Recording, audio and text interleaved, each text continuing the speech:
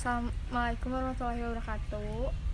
Eh, Nami abdi Dinda, abdi bade nyaritakeun margi rencang. Ya. Isuk eta seorang anak jalmi cicing ngahulang sanggeus hudang ti mondokna. Manehna sami kalintang henteu ngakukeun perkawis naon oge. Kajabi ngahulang sarta ngalamun kalawan bersadarkan anggel anu manehna tumpuk.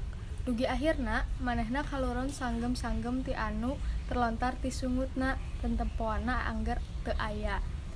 Abdi kadul sakola poe ieu, abdi leres-leres teu sanggem kanggo sakola poe ieu.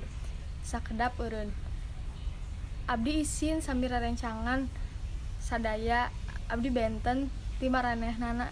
Abdi miskin, abdi awon, sarta abdi henteu sapertos mereka. Tuhan naha kedah abdi nu sapertos ieu, naha kedah abdi.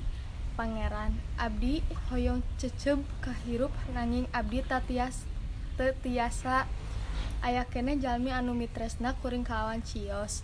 Sarta abdi sadar ngan karna ta sanggem kanggo sakola di sakola eta anu midamel abdi ceceub hidup-hidup, lalaunan cipanon nyak celakan abdi tak kantos rela lamun kedah ninggalkeun rencang-rencang kuring margi maranehnana anu sok menabarkeun tresna ciosna kanggo kuring.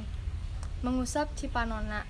Oke, abdi sadar harta sarta fisik takan hartina tanpa tresna. Abdi ngagaduhan tresna nya leres sakedik imut kalau abdi henteu sakola di dieu deui, abdi bade kalengitan maranehnana. Sarta abdi henteu yakin aya rencang sabaik maranehnana lagi imut rubak. Oke deh, abdi sakola wae, abdi teu peduli mugi-mugi hiji wanci atos pangeran mikeun naon anu abdi hoyong sarta naon anu abdi impikan. Imut sarta bergegas ke kamar ibak. Assalamualaikum, sekian dari saya.